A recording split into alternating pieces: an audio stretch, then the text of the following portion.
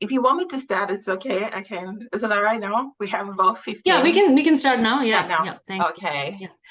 Kira, everyone. Good evening from Auckland, and good morning, good afternoon wherever you're watching me from. So it's really nice to see you all again, and thanks for joining in for today's session. So as is our usual custom, we'll start with the correct here. So I'll just say that before we before proceed further. Maori oho, Maori tu, Moriora, kaitatu, humie, huye, utake. So I'll just translate what I've said in English. It means life force awaken, life force stand tall, life force all winners, good health for all. Join together, unite. The group is ready to progress for the purpose of coming together. Once again, thank you all for joining in. And today we have we'll be having two guest speakers as usual. And for the first session, we have Dr. Asha Sundaram. So she's gonna start the first session, and later we'll be joined by Rob. So without further ado, I'll just hand over to Asha to introduce herself and set the ball rolling. Kia ora, Asha. Kia ora, Kemi, and thank you very much for the karakia. I thought you would introduce me, so I didn't come prepared to introduce myself, but I'll try and do Okay. as good a job as I can. So hi, everyone. My name is Asha Sundaram, and I'm a senior lecturer of economics at the Department of Economics at the University of Auckland. And my research interests are in the areas of international trade and development economics. And I also want to say that before coming to Auckland, I was actually a senior lecturer at the University of Cape Town in South Africa. I was there for 5 years, so I have actually spent time on the continent. So it's really good to see all of you. My topic for the day is inclusive trade. And the way I'm going to structure this presentation is we will have a few class activities during the session. So I'm hoping that this is more a conversation with not just me talking all the time, but some of you also chipping in with your questions and comments. And for sure, I expect you to participate in the class activity. So let's make this interactive because it is 9:30 p.m. here in the US where I am right now. So I don't want to put you to sleep or go to sleep myself. So we'll try and keep it as fun as possible. If you have any questions at any time, feel free to either unmute yourself and ask the question, or you can raise your hand. And Kemi, if you can keep an eye out for questions, that would be great, because sometimes I tend to miss them when I'm focusing on the slides. Thanks, Kemi. All right, so what is the plan for the talk is as follows. So I'm going to start by providing a backdrop for global trade. So we're going to talk about where we are with international trade. What are the current trends and patterns that we see? Then we're going to talk a little bit about trade theory. So we're going to look at insights from trade theory, particularly focusing on why countries trade. And then we will come to this question of why we are seeing a backlash against trade and globalization, particularly in advanced countries, not so much in developing countries, but you can tell me a little bit more about what attitudes to trade are in your countries, and we can discuss. And then finally, I will look at some evidence. So what does the data have to say about the impacts of trade? And then we're going to ask the all-important question, is it possible to make trade and globalization more broadly work for everyone? In other words, can we make sure that some people are not left out in the economy and that the gains are spread more uniformly? And that's really the whole idea behind inclusive trade. Can we make sure that trade works for all? Yes, so that is the plan of the talk. So let me just jump into the current backdrop. Now I'm going to do this by playing a video for you from the World Economic Forum. Hopefully you can hear the video.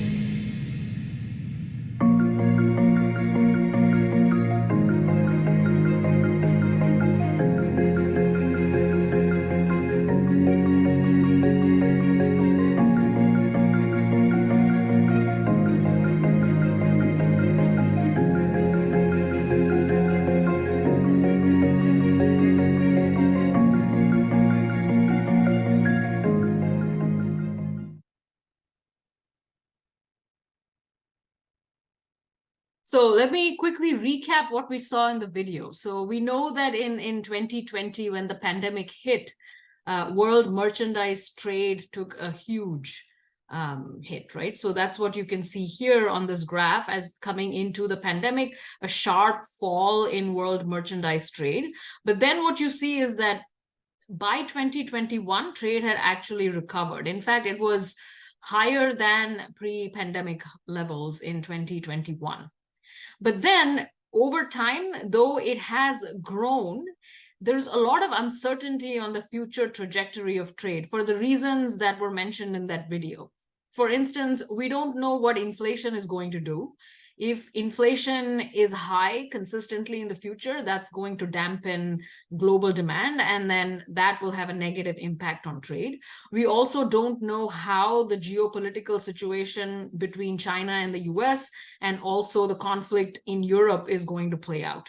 So overall, when you look at the World Economic Forum's projection, you see that it's not certain, right? So those colored shaded areas that you see on both sides, that just says that, look, different scenarios are going to give different trajectories for trade. The truth is, we're not really sure where trade is going to go in the future. So that's where we are right now. Now, let's go to the theory. So we know that trade is facing a challenging environment, but let's go, why would countries trade in the first place? Why should we trade? Why shouldn't we all just put up walls and stop trading because trade is so complicated, right? So here's what trade theory has to say about why countries trade. And we're going to do this in the context of a thought experiment. So here we have Ruth Porat and Tory Burch. In case you don't know, Ruth Porat is the ex-CFO for Alphabet, which is Google's parent company. And Tory Burch is a fashion designer. She owns her own company, Tory Burch LLC, right? So we're going to take these two individuals. We're going to assume that there are two tasks that these individuals need to do to live their life, right? So we're simplifying this. So we're saying they have to manage their investments, and then they have to design fashion. So these are the two things they need to do. Now, what you have in that table right there is the number of hours that Ruth and Tory have to spend in order to perform these two tasks, right? So for Ruth, it takes her 1 hour to manage her investments and 2 hours to design fashion. For Tory, it takes 6 hours to manage investments and 4 hours to design fashion. Now, the question is, how best should they allocate their time during the day, right? Now, they have a few options. So, for example, there is a no trade option, which means that both Tory and Ruth are going to pretend like they're two islands, that they don't talk to each other, right? And they're each going to perform their own tasks. So Ruth will manage her investments and design her own fashion, and then Tory will manage her investments and design her own fashion. So that is the no trade option. But then there are two other options. So trade A is an option where Ruth actually manages investments for both herself and for Tory, right? And Tory will design fashion for herself and for Ruth. So this is what we call a trade A option. In other words, both of them specialize in one task and then do it for themselves and for the other person, right? Now, trade B is the exact same idea, but then it's flipped. So Tory manages investments for both of them, and Ruth will design fashion for both of them. Now, I'm going to pause here and let you think about which option is best for each of them, for Ruth and Tory. Okay, should they prefer the no trade option? Should they go for trade A, or should they go for trade B? That's the question, right? So let me give you the answer on the next slide. So let's think about what happens in the no trade option. So in the no trade option, Ruth is going to manage her investments and design her fashion. So she's going to spend 1 hour for investments, 2 hours for fashion. So she will spend 3 hours in the day, right? Tory, on the other hand, is going to spend 10 hours, 6 plus 4, 6 to manage her investments, 4 to design fashion. Okay? So no trade option means that Ruth is spending 3 hours a day, Tory 10 hours. Now let's go for trade A. So if Ruth is now managing investments for both of them, she is going to spend 2 hours, right? 1 hour for herself, 1 for Tori. And if Tori is designing fashion, she is going to spend 8 hours because she's going to do 4 hours for herself, 4 hours for Ruth. Okay? So 8 for Tori, 2 for Ruth. And then similarly, we calculate trade B. What happens is Ruth will spend 4 hours in total, and then Tori spends 12 hours, okay? Designing, basically doing the investments for both of them. Now, what you will see from this is clearly trade A is the beneficial option, right? And why is that? Because with trade A, both of them are spending the least amount of time possible. It's only 2 hours for Ruth and only 8 hours for Tori. So trade A is the best option. Now note, there is another point, which is that trade A is good for Ruth and for Tori, even though Ruth is actually better than Tori at both tasks, right? So if you go back here, you see that Ruth can do investments in 1 hour and fashion in 2 hours. Whereas for Tori, it takes 6 hours here, 4 hours here. So Tori is really not very good at either task, and Ruth is better at both tasks. So in trade language, we say that Ruth has an absolute advantage in both tasks. She is good at both compared to Tori. But even then, trading makes sense for Ruth, right? So what the broad point we're trying to make here is trade is always good when people can specialize in doing what they're good at and then trade with the other person.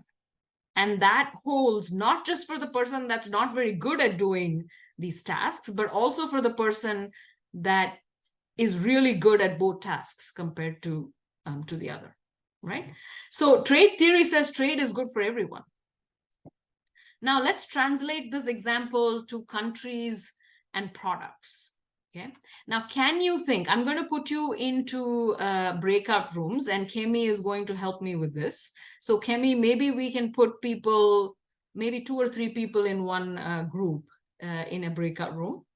And the questions I want you to answer are, translating this example to countries, why would countries want to trade? That's one. And the second is, what is public opinion on international trade in your home countries?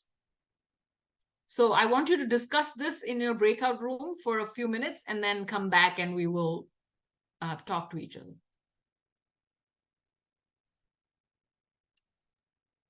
I'll quickly put them in a breakout room.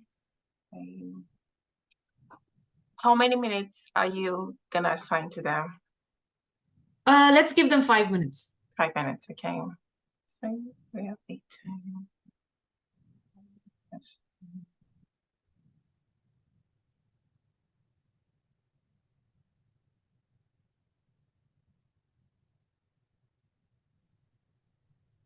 Are we taking us into the rooms or not?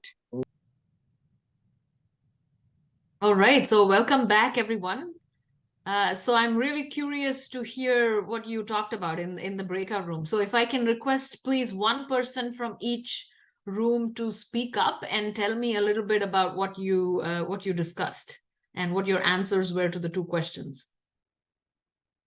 You can unmute and speak up. Yeah. Thank you very much. Thank you very much, Asha. And my room, unfortunately, I didn't meet with my colleague. We was just only 2. But I tried to request my colleague to respond, but he's not responding. Maybe there's some challenge on the internet. So I was just alone. Yes. Oh, I see. Okay. Yes. So do you have anything to say about the 2 questions? What are your thoughts? Yes, my thought is yes, but according to the question 1, what I can say, because how can I translate this one? Why would country want to trade? I think this is according to the absolute advantages. For case of Tanzania, we are better off on producing cashew nuts. And once you want to trade for that one with another country, which is not in a good position or in a better position to produce that one, it is possible and it is agreeable, because we cannot have the same environment which can favor in producing that kind of product. And through that one, once we export, we're expecting to get a foreign currency, and we can still improving some of the area which we are using for that one. And the people will get an income for this one, and they can also expand the production. And also it's good for economic development of the nation, because some of these foreign currencies which we have brought from this international trade is going to support the development of our country. And yes, fantastic. Yeah, thanks. Yeah, thanks, Abdul. Let's hear from let's hear from some of the other groups. Okay, thank you. All right. Yes, hello. Yeah. This is Rafila from Group 1. Yes. Yes. So for the first question, we agreed that international trade is important because we complement each other as countries with resources. We do imports and exports, or the resources that other countries have and others don't have. That means access, and that benefits both countries for economic and social purposes, even political purposes. And also, giving an example, in Lesotho, we have resources like diamonds and water. So we do not have facilities or infrastructure for processing. So the international trading right there is quite crucial and important.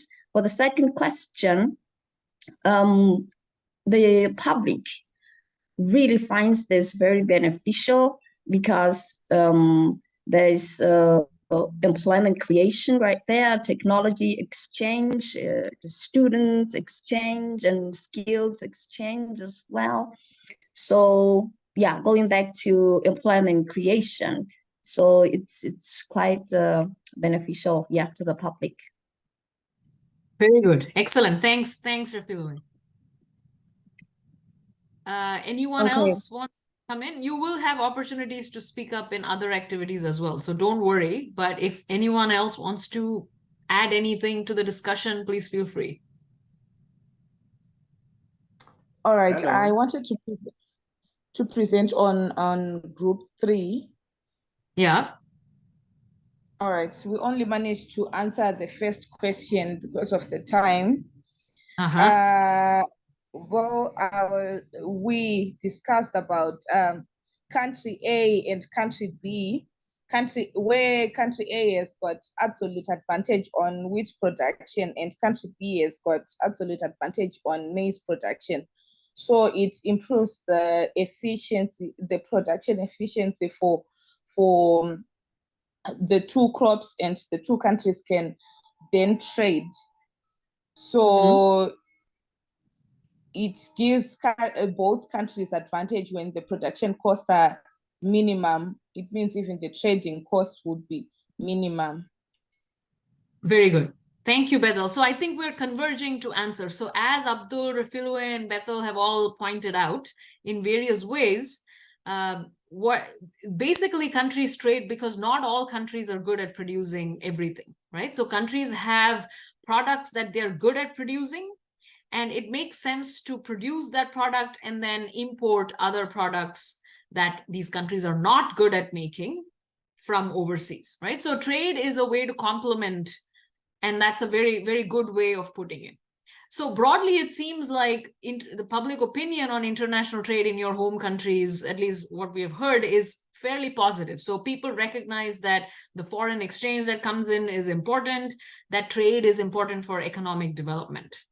Right now, those groups that haven't had a chance to speak up, don't worry. We have other activities, and in those activities, we will make sure that everybody gets a chance to speak. Right. So, okay. So let's summarize. What are the insights from theory? Why do countries trade? Countries trade because of this idea of comparative advantage.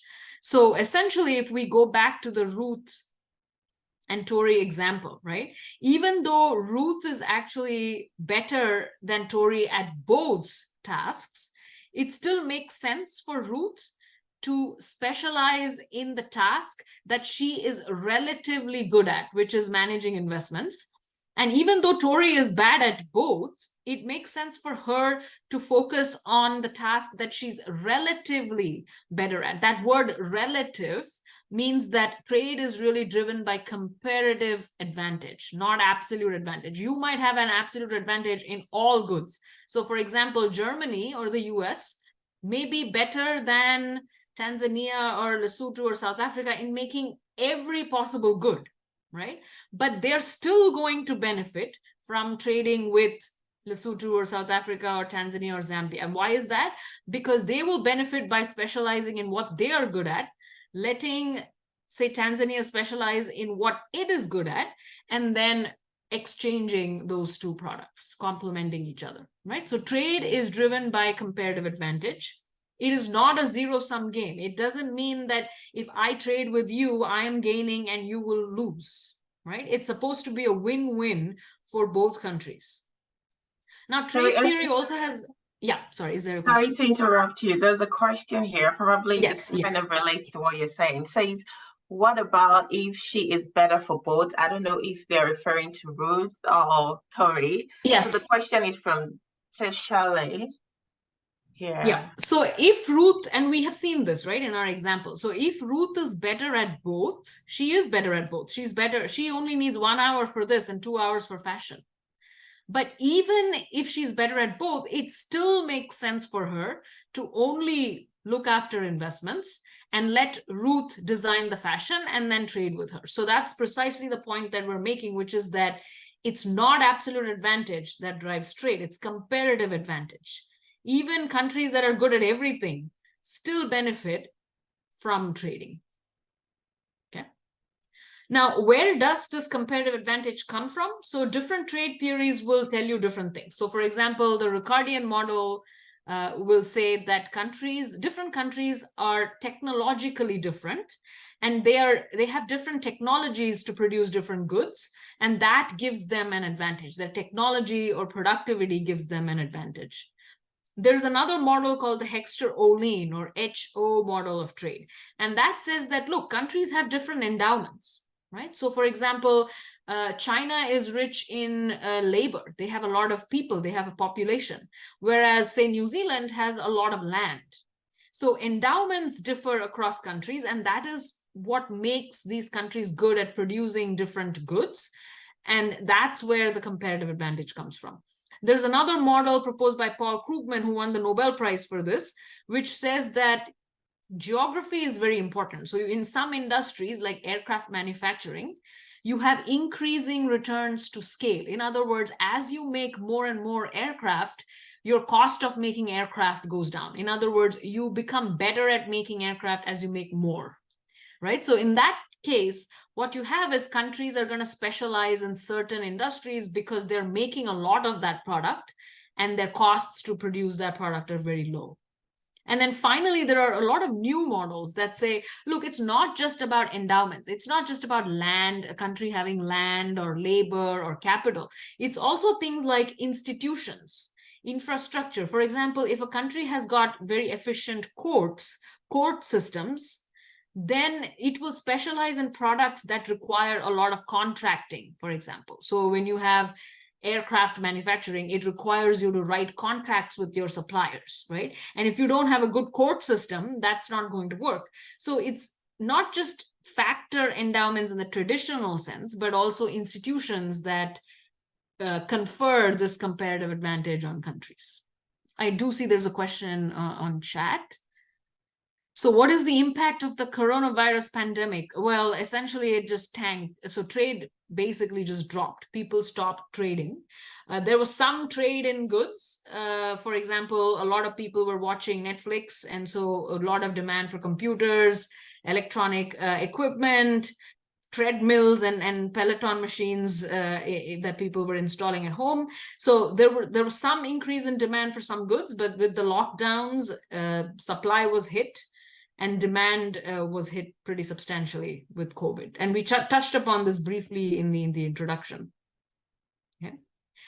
So now there are some other gains that we get from international trade. For example, when you're able to trade, you can actually import intermediate inputs at a cheap rate. So for example, if a country like say Kenya wants to produce or manufacture computers, then it is really beneficial if Kenya has the option of importing certain intermediate inputs to make those electronic items from overseas, right? So trade gives you the ability to import a wide range of intermediate inputs that then increases the quality of the product that you're producing. Trade also increases competition, and we know that with increased competition, you're going to get more innovation and more productivity growth. And finally, there's a literature that says that as firms export more and more, they're going to learn. So there's learning from exporting. And there's this really very cool experiment that a few economists did in Egypt, and I've provided a link to that here at Poverty Action Lab, where what they did was they took a whole bunch of Egyptian rug or carpet manufacturing firms, and they randomly gave them access to export markets. So they randomly allowed them to export. And what they found is the firms, the rug firms in Egypt that were exporting, they experienced significant productivity improvements. Their efficiency went up. They started producing higher quality carpets and so on. So a lot of positive effects on firm performance. And the last point I want to make is trade can actually help firms lower volatility. And why is that? That's because when you are trading, you are actually diversifying across a lot of international markets, right? So think about a firm in, let's say a textile firm in South Africa. If it isn't trading, then it's only selling textiles to the South African economy. So suddenly, if the South African economy goes into recession, what is this firm going to do? It cannot sell its textiles. There's no demand, right? Whereas if it's an exporting firm, then it has a range of different markets to export to. So when South Africa is in recession, maybe India is not in recession, or maybe Australia is not in recession, right? And then it can actually export to those markets. So that diversification is very important. And trade gives you the opportunity to do that. So there are all these gains of international trade. So far, I've been telling you trade is great, right? It helps everyone. But then why are we seeing this backlash against trade? Why did we see Brexit? Now, Brexit, you might say that it was not about international trade, but it was broadly about economic integration.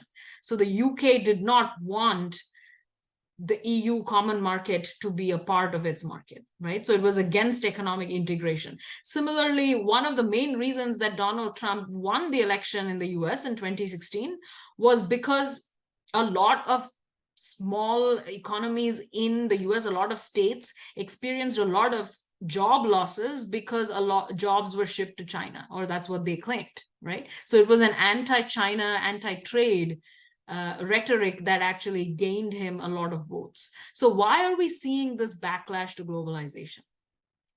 We're also seeing rising protectionism. So those of you who have been following the news, you must have heard about these terms like friend shoring or reshoring, or making supply chains more resilient, de-risking supply chains. What are all these things actually saying? What they're saying is, let's make sure that we are only trading with our friends, right? Reshoring means let's bring all the jobs that were outsourced back to our country.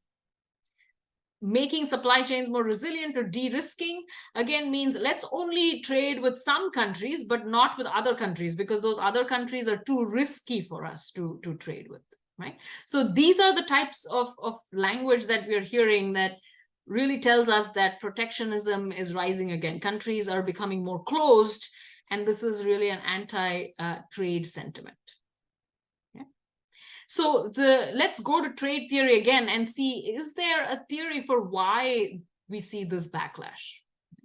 And what the trade models will tell you is that trade is good for everyone overall in the economy, but then it generates these winners and losers. So the problem is that with international trade within a country, some people are going to gain and other people are going to lose.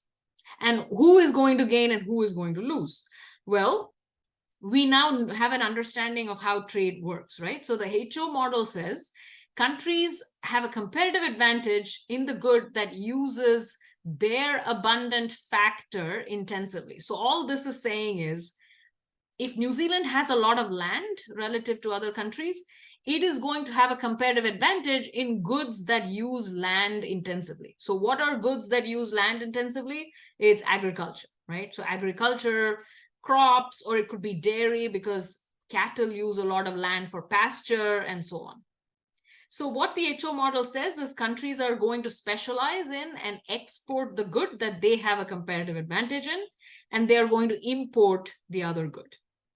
Now, what happens as a result of this is that the factor of production that's used intensively in the production of the exported good is going to gain, and the other factor is going to lose, right? So let's look at our example here. Suppose that the US is relatively abundant in high-skilled labor, and Vietnam is relatively abundant in low-skilled labor. Then we know that the US, from the HO theory, we know the US has a competitive advantage in aircraft manufacturing because it uses a lot of high-skilled labor, right? Relative to electronics manufacturing, which actually uses low-skilled labor. So when the US opens up to trade with Vietnam, it is going to specialize in aircraft. So the aircraft sector in the US will expand. But then the electronics and garment sectors, these low-skilled labor-intensive sectors, are going to contract. And when that happens, who is going to gain? Well, obviously, because high-skilled labor is now more in demand, they are going to gain in the US. And low-skilled labor in the US is going to lose because all the garments, electronics, these are all being now shipped to Vietnam. Okay? So as we see now in the US, there's a tension between high-skilled and low-skilled labor because high-skilled labor is gaining, low-skilled labor is losing, right? And low-skilled labor is not going to be happy with the loss. So let me look at the chat. I see that there are a couple of questions here. International trade against the domestic industry. I don't know what that means. So what is the meaning of international trade against a domestic industry? I'm not sure. Maybe we can get to that after the activity. Services. So that's a good example, a good point. Traditionally, we have always talked about trade in goods, but you can, of course, the same principles, the exact same principles will apply for trade in services, right? Services are typically, not all services are tradable. For example, haircuts are not going to be tradable, but business services, like for instance, accounting, legal, computer services, ICT, those are tradable. And the exact same principles of goods trade will apply to that. Okay. Now, I have another activity for you. So here is an example. Let's assume that New Zealand is abundant in land relative to labor in comparison to Ethiopia. Let's assume that dairy production uses land intensively, but garments production uses labor intensively. Now, the question for you is, which country has a competitive advantage in garments? Which country has a competitive advantage in dairy? Which country is going to export what product? And the most important question, who gains from trade in New Zealand? Who gains from trade in Ethiopia? Right? And then I want to briefly ask you to think about the winners and losers from international trade in your country. So in your home country, who do you think has benefited from trade and who has lost? So Kemi, do you want to put people into groups again? We'll give them a few minutes to talk about this. I'll open up the breakout rooms now. Yeah. You don't have to join, Asha. I think. Yeah, I won't join. Yeah. Thank you. Okay, and I'll share the screen now.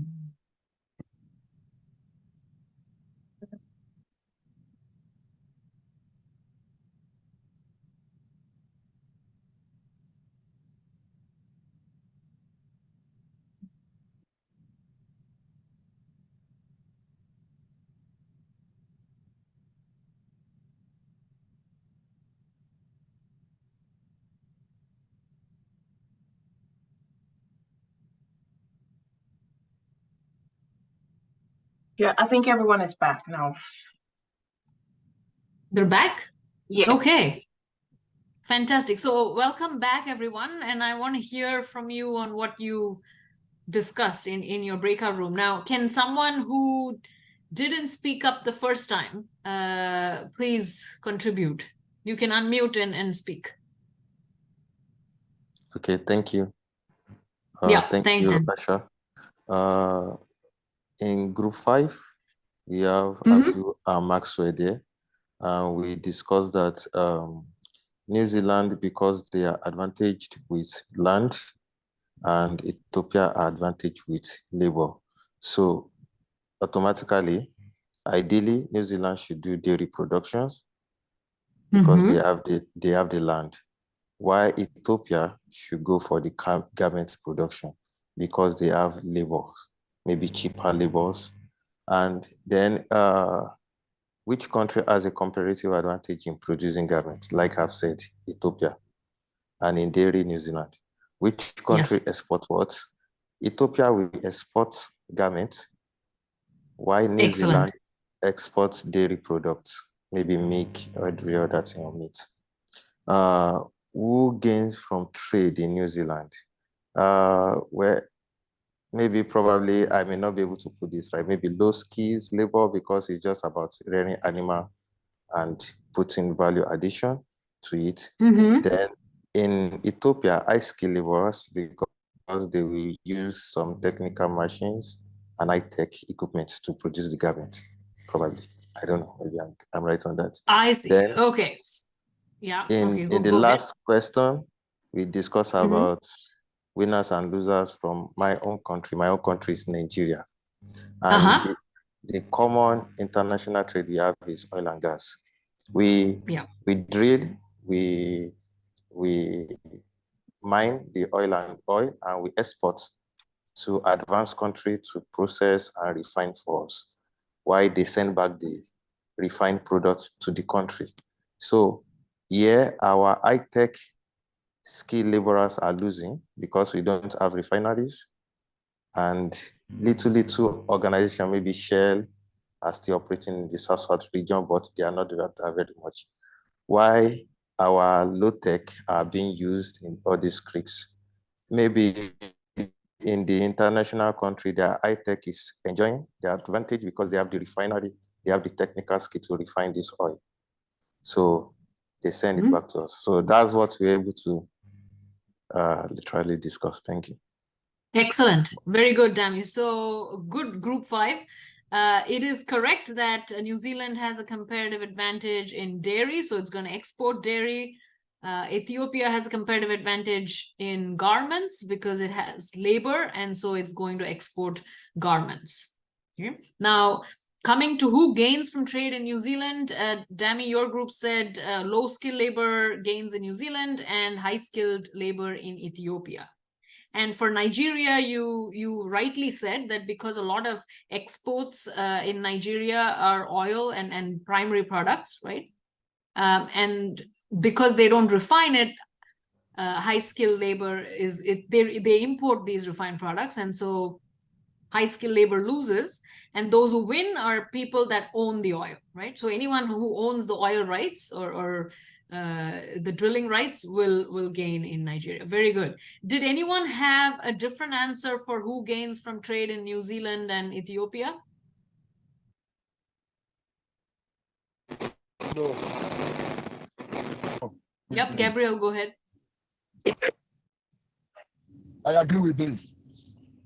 You agree that low-skilled labor gains in New Zealand and high-skilled labor in Ethiopia? Yes, I agree with him.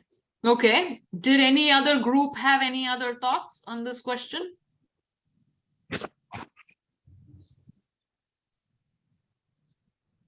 Well, I'm from group 2 anyway. I think the last one I just need to contribute to is about please. What can you think? Can you think of the winner and loser from international trade in your home country? I'm also from Nigeria, and I quite agree with what that said. But in Nigeria, we also go into agriculture. Aside the issue of oil and gas, we are fully into agriculture, starting from even from the north to the south-south, Yeah. to the southwest, to the southeast.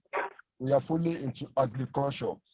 Looking at so many things around us, recently I realized that we used to export to neighboring country, a country like Benin, like Niger.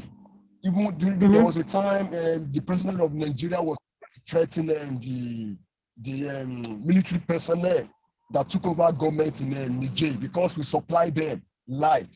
So in that regards, I want to believe we also on the issue of agriculture in Nigeria, why the neighboring country will be looser, like the president was telling them Niger military personnel that he should release the power to the real president, or else it will cut off the light. So there will be a loser in that end, while we will be the winner in that end. So as regards the issue of high skilled labor in Nigeria, in terms of agriculture, we are on the high rate there. Why other people in other neighboring country let me say they are low skilled labor. So in that aspect, Nigeria will be on the gaining side, while the neighboring country that will supply things like agricultural produce will be on the loser side. So that's how I have to say about that. Thank you. Yeah, thank you, Gabriel. Yeah, that makes sense. So if Nigeria exports agricultural products, then of course, factors that are used more in agriculture will gain, right? Now that brings me back to New Zealand. What do you think about agriculture and who gains? Well, don't forget the farmers, right? So who gains in New Zealand? It's probably farmers who have the land, right? Who own the land. They are going to be gaining in New Zealand, and potentially in New Zealand, low-skilled or high-skilled labor both potentially will lose. So this is just to highlight how there are winners and losers with international trade. And when we look at this graph here, what this shows us is, what do people have to say about international trade, right? So on these graphs, if you look at the top two, you have different countries that represent these different dots. And if you look at the percentage of respondents that say that trade lowers wages, you will see that US is very high on that list, right? Very few people in the US say that trade actually raises wages. Similarly, if you go to the bottom two graphs, what we can see here is most people in the US say that trade destroys jobs, and very few people in the US say trade creates jobs, right? But if you look at countries like Vietnam, China, Brazil, Mexico, India, a lot of people say trade creates jobs. Now, why is that? Well, as developed countries trade more with developing countries in Africa and Asia, developed country low-skilled workers are going to lose, right, at the expense of high-skilled workers. And so it is natural that we expect this kind of backlash against globalization. Okay?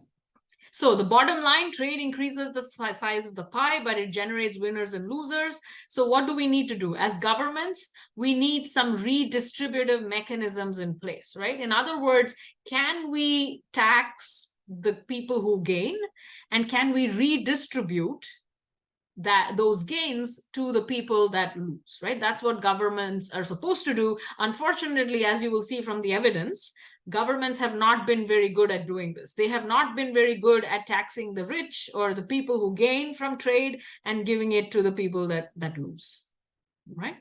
Now let's look at the evidence. There is this big literature by Otter, Dorn, and Hansen that's called the China shock literature. What is the China shock literature? Basically, it shows that in the United States, after China acceded to the WTO, it started exporting a lot of low-skill products like textiles, furniture, toys, electronics to the US. And US manufacturing just died, right? The US could not compete with Chinese manufacturing. This resulted in unemployment, low labor force participation, wages fell, and it was a negative shock to the US economy.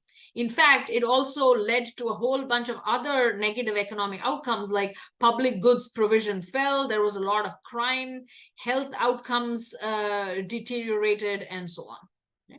Now, the question we have to ask ourselves is, what is the role of labor mobility and flexible labor markets in this? So the question is, if, let's say, the US opened up to trade to China, a whole bunch of cheap cars were now being imported from China, which means that Detroit, the area in the US where all cars are manufactured, just shut down because these jobs all went to China, right? So then the question you might ask yourself is, well, why aren't people just moving out of Detroit? Why aren't people moving out of these places where they're losing jobs and then go to California where the jobs are actually growing because these high-tech sectors are growing? So that's the question. How do governments make sure that their labor is flexible enough to be able to move across markets and also across space? So there's quite a lot of research, and I have done some research on this myself, that highlights that when you liberalize to trade or when there is globalization, you need to make sure that your labor markets are flexible. Okay? So how rigid or stringent your labor regulations are matters. And the impacts of trade on poverty, on wages, on employment, all this will depend on the flexibility of your labor markets. Similarly, in some work in the US on the gender gap, I actually showed that with some co-authors, I have research that shows with the China shock, the gender gap, meaning the employment of women relative to men in the US actually became worse, especially in firms that were required to provide family leave. And that's because firms were hiring fewer women relative to men because they thought women were going to take leave.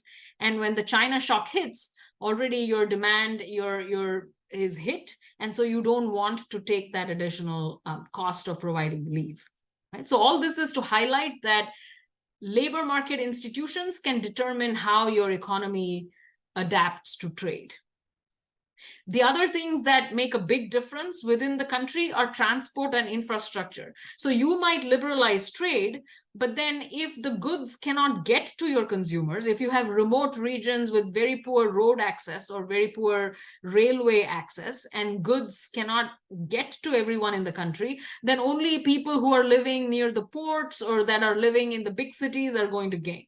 Anyone who lives in remote rural regions is not going to gain from trade, right?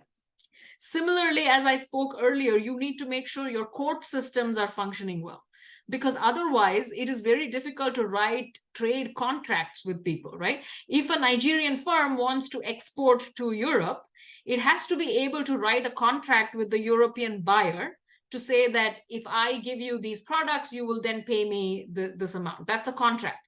If the Nigerian courts are not able to uphold that contract, then it's going to become very difficult for firms in Nigeria to be able to trade. So in other words, it's very important to have good infrastructure provision, good court systems, and strong institutions domestically to make sure that firms can benefit or people can benefit from international trade.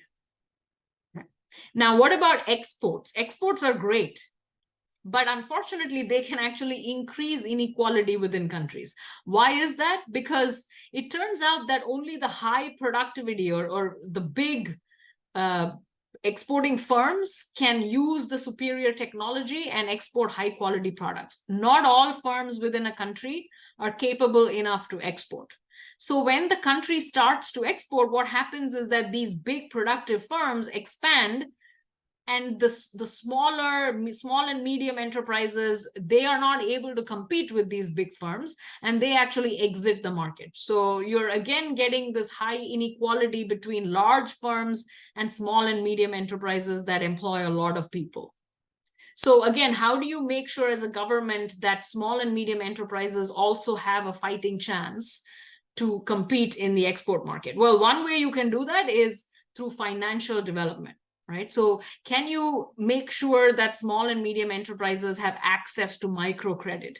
Can you make sure that they have access to good quality bank loans, for example? So there's a large literature in international trade that says financial development within the economy is critical to ensure success in export markets, to make sure that your firms can export. Now, this idea of flexible labor markets is also important for exports, not just for imports. And why is that? The reason is that you know that production today is structured around global value chains. So if a country in Africa wants to export, it needs to be able to slot into a global value chain. In other words, this chain where foreign firms are making different components in different countries, assembling them, and then shipping them to the global market. Right? Now, if African countries want to be part of these global value chains, they have to make sure that the labor markets within the country are flexible. In other words, if Walmart tomorrow comes to Ethiopia and says, hey, we have a large order of t-shirts. We want Ethiopian firms to start making t-shirts for us. And then Walmart will say tomorrow, look, within the next 24 hours, I need 5,000 t-shirts. Right? Does Ethiopia have the labor market flexibility, the laws, to make sure that it can deliver on these orders while making sure that labor is protected? In other words, that people are not working insane hours, they're not working in shift work. So there's a fine balance that these governments have to make between making sure they have the ability to slot into these value chains, at the same time, make sure that labor is well protected. Okay? So keep the labor markets flexible. So let me summarize. Local institutions are important. You need flexible labor markets, you need infrastructure, you need efficient court systems, and you need credit and financial markets to be functioning well, to make sure that everyone in the country is able to exploit the advantages of international trade. Yeah. So now that we know that there are winners and losers, can we do something about compensating the losers? So one option is that you can have transfer payments for people that are hit by import competition, right? For example, if you are an industry in, let's say that in South Africa, the automobile sector is heavily hit because of import competition from China, right? So a whole bunch of people in the car sector lose their jobs. Well, what are we going to do about it? One thing is you can give unemployment and trade adjustment assistance.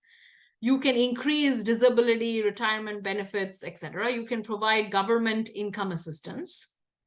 But unfortunately, what we have found, not just this is across the globe, in advanced and developing countries, is that these kinds of government support have only gone to very, very few people in the country. They have been very bad at targeting this kind of support across the board, right? So governments really need to do a better job of targeting people who are losing from trade. There are other policies that you can institute. For example, you can come up with vocational training and upskilling programs, right? Can you help the people that have lost jobs because of trade to go into another sector? Can they reskill and go towards the sector that is expanding? Or can you give employment subsidies to employers to make sure that they are hiring more and more workers? Okay. Can you make it easy for people to move? So for example, reduce labor market frictions, spatial friction. So in India, an interesting experiment that a lot of development economists did is they put in a scheme where they were advertising call center jobs to urban women, right? So because India has cheap wages, you must know that a lot of technical support, credit card billing, etc., is outsourced to India, right? Now, these workers in India work in call centers, but a lot of women are not aware that these urban areas have call center jobs. So these economists basically came up with an advertising strategy to tell women that, look, there are a whole bunch of these outsourcing jobs available right in your backyard. Why don't you go and take advantage of them? And it turned out that this experiment increased female employment in India by a very large extent. So what is the friction here? Essentially, it's an information friction. People don't know where the jobs are. Can the government come in and help by advertising the right jobs? Right? Can the government help people move from Detroit to California by making housing a little bit more affordable in California? Okay. So these things can be done, but often what happens is because these communities are hit by international trade, they don't have the tax revenue to provide these public goods, right? Because you might say that, well, why doesn't the government provide schooling? Why doesn't it help people with vocational training? Why doesn't it help people reskill and move from one sector, the contracting sector, to the expanding sector? The problem is that when you don't have a lot of tax revenues, you really cannot provide these goods, right? So when the economy is shrinking, it's hard for the government to step in. So that's a challenge that we as development economists or as trade economists need to think about. How do we design appropriate policies that can cushion the negative effects of trade liberalization? So that brings me to activity 3. So what I have tried to tell you is international trade by itself is not bad. It's actually, trade is good for everyone. However, it does increase inequality because some sectors will expand, some will contract, depending on the comparative advantage. And some people will lose and some people will gain.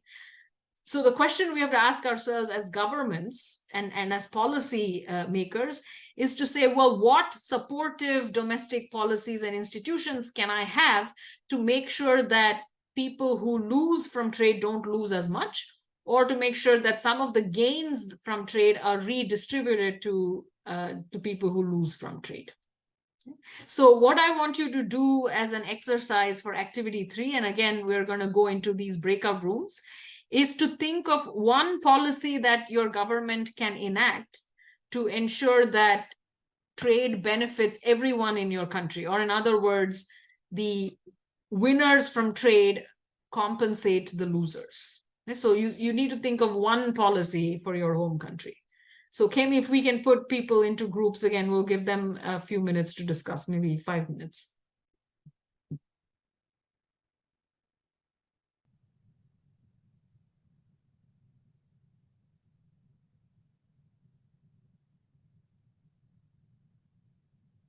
Everyone is here. They are, okay. Well, welcome back, everyone. So let's hear from someone who hasn't had a chance to speak out, the other groups that haven't participated yet. Yeah, I think, okay, I'm Gray, I'm commenting on my country, Zambia. Yeah, Zambia very good. Zambia has been so much endowed with the copper, but over the years, the copper belt, which has been the main source, has had its mineral ores depleting. So in responding to this, the closing up of some mines, the government has come up with a policy to encourage people to move into agricultural sector. That way, people are being changed to, instead of focusing on the copper mining, they are now focusing on agriculture, which is an alternative for the economic survival. Fantastic. And how are they doing that, Gray? Are they encouraging, providing incentives for people to move into agriculture, like subsidies or? Yes, they are offering subsidies, and the providing government has put in a deliberate policy to give land to people who are willing to move into the rural sector, where they are able to venture into farming by providing them with even farming inputs and the other related subsidies. Excellent, excellent. So that's a very good example of the government trying to ease structural transformation. Okay, thanks, Gray. Thank you. That's very useful. Maxwell, you wanted to say something. Oh, yes. No, yeah, we are in group 2. No, I wanted to say, yeah, we indicated that in our country, like in South Africa have got this thing that they call it a proudly South African, where